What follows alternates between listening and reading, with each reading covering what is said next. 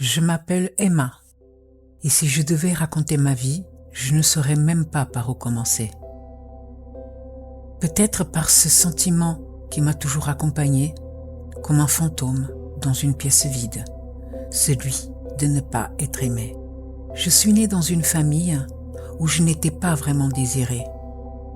Mes parents formaient un couple discret, un peu distant et surtout très fermé.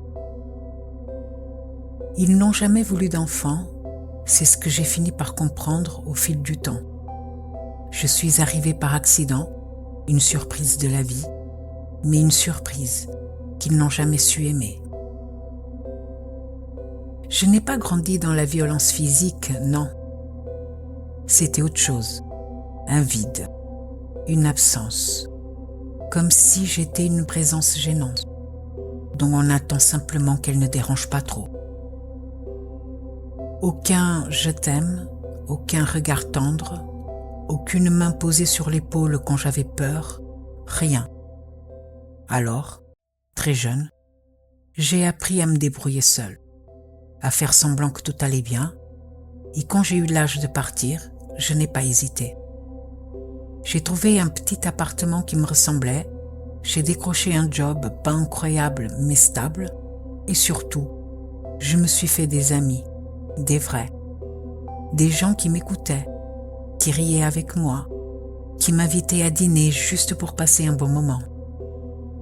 Pour la première fois, je me sentais vivante, j'étais libre, loin de cette maison froide. Mais la vie parfois n'a pas dit son dernier mot. Un matin, j'ai reçu un appel. Mon père était mort. Je ne ressentais pas grand-chose. C'est étrange à dire, mais c'est la vérité.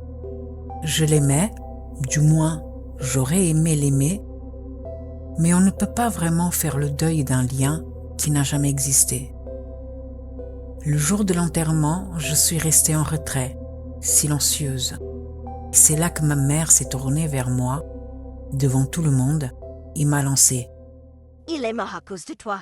Tu nous as abandonnés. » Sa voix était tranchante, sans la moindre hésitation, comme si c'était une vérité absolue, comme si c'était moi qui l'avais tué. J'ai senti mon cœur se serrer. J'ai voulu répondre, crier que c'était pas vrai, mais aucun mot n'est sorti. Tout le monde autour de nous chuchotait, me regardait. J'ai senti la honte m'envahir.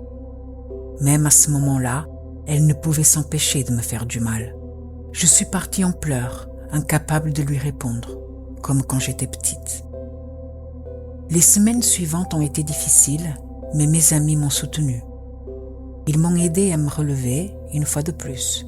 Et puis, c'est à ce moment-là que j'ai commencé à recevoir des lettres. Des lettres anonymes, écrites à la main, envoyées par la poste, pas signées, jamais, mais très personnelles. Au début, elles étaient vagues, un peu étranges. Tu penses être en sécurité, mais tu ne l'es pas. Tu ne mérites pas le bonheur que tu crois avoir. Puis, ça a empiré. Des phrases inquiétantes, parfois menaçantes. Tu ne peux pas fuir ton passé. Tu es la cause de tout. J'ai cru à une mauvaise blague, puis à un harceleur, mais malgré mes démarches, je n'ai jamais trouvé qui en était à l'origine. Et les lettres continuaient d'arriver, encore et encore. Et puis un jour, ma mère m'a recontactée. Elle m'a dit qu'elle était malade, très malade, qu'elle n'avait plus que quelques mois à vivre et qu'elle était seule, qu'il n'y avait que moi, la fille qu'elle n'avait jamais voulu. Je ne savais pas quoi faire. Mon cœur disait non, mon instinct criait de fuir, mais malgré tout, c'était ma mère, alors j'ai cédé. Je me suis dit que peut-être, elle voulait se racheter. Alors j'ai quitté ma vie, mon appartement, mon travail, mes amis, et je suis retournée chez elle, dans cette maison où je n'ai jamais été heureuse. Très vite, j'ai compris mon erreur. Tout était exactement comme avant, les murs gris, l'odeur de renfermé, le silence oppressant, et ma mère, toujours aussi dure, toujours aussi froide. Elle n'était pas douce, pas reconnaissante, pas apaisée par la maladie, elle était pire qu'avant. Elle était là, affalée sur son fauteuil toute la journée, se plaignant du moindre effort, m'ordonnant de faire ci, de faire ça. Emma, prépare-moi un thé. Emma, lave le sol, c'est sale. Emma, arrête de respirer aussi fort. Chaque jour était une torture. Je devais tout faire. Je faisais les courses, je préparais les repas. Je faisais la lessive, nettoyer la maison de fond en comble, arroser son fichu potager, lui apporter son plateau repas, l'aider à se lever, à se coucher et à se laver. Tout. Et en échange, rien. Juste du mépris. Tu fais tout de travers. Tu ne sers à rien. Tu m'as toujours gâché la vie. Et moi, j'encaissais. Je restais là, serrant les poings, ravalant mes larmes. Parce que j'avais pris une décision. J'allais rester jusqu'au bout. J'allais être la fille parfaite, la soignante dévouée, jusqu'à son dernier souffle.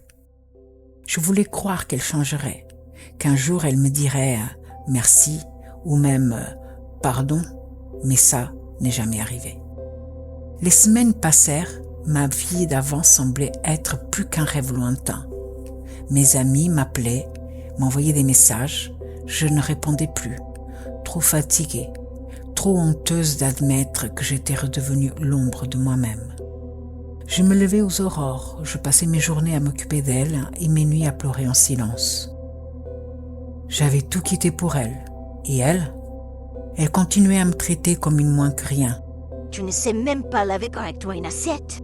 Tu as toujours été inutile. Je ne sais même pas pourquoi je t'ai rappelé ici. Pire encore, elle savait qu'elle me tenait.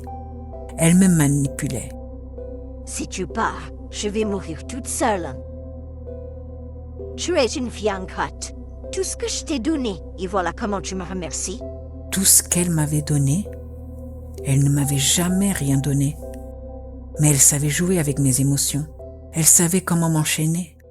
Et moi, trop fatiguée, trop brisée, je continuais à obéir.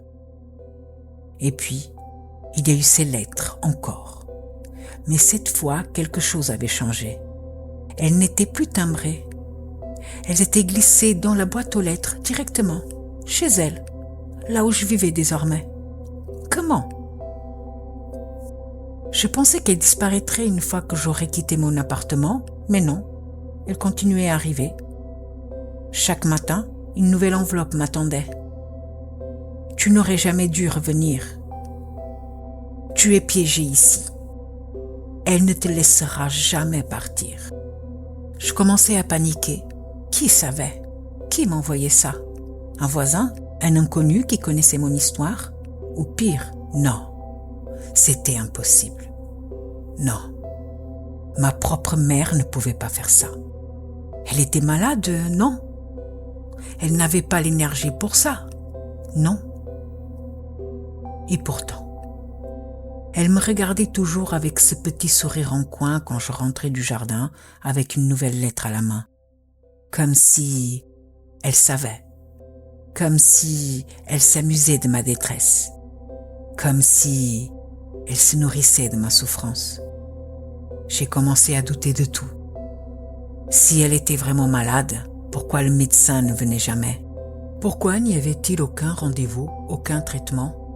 Et surtout, pourquoi avais-je l'impression que ma mère se portait de mieux en mieux depuis que j'étais revenue ? Le doute s'installe.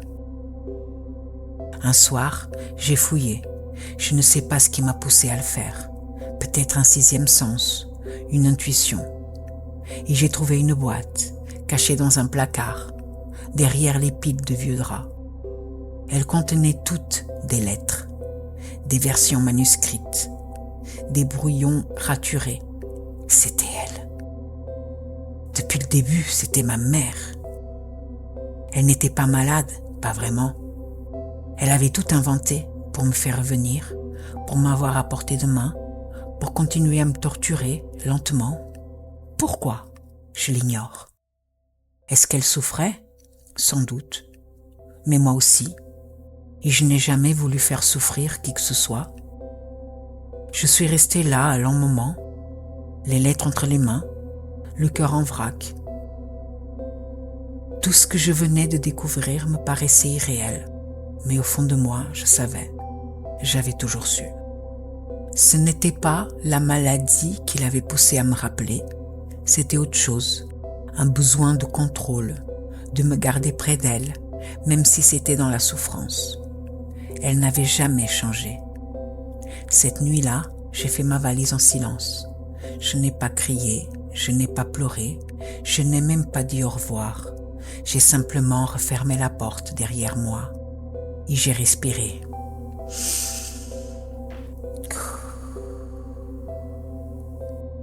Je ne savais pas encore ce que j'allais faire, ni où j'allais aller, mais pour la première fois, je me sentais libre. Pas complètement guérie, non, mais libre de choisir, libre de vivre pour moi. Aujourd'hui, j'ai reconstruit ma vie une fois de plus. J'ai retrouvé un nouvel appart, de nouveaux repères et des gens qui m'aiment, des gens vrais. Maman est partie quelques mois plus tard, je n'étais pas là, et peut-être que c'est mieux ainsi. J'ai tourné la page, ou du moins j'essaye. La vie continue avec ses cicatrices et ses choix, mais parfois la nuit, je me pose encore des questions. Pourquoi ? Pourquoi tant de haine ? Pourquoi avoir choisi de me faire du mal alors qu'elle aurait pu, au moins une fois, me serrer dans ses bras ? Et je me demande, est-ce qu'un jour elle a regretté, même un peu ? Est-ce que l'amour était en elle, quelque part ? Est-ce que j'ai raté un signe ? Est-ce que j'ai été trop naïve ? Ou pas assez patiente ? Et vous, qu'auriez-vous fait à ma place ?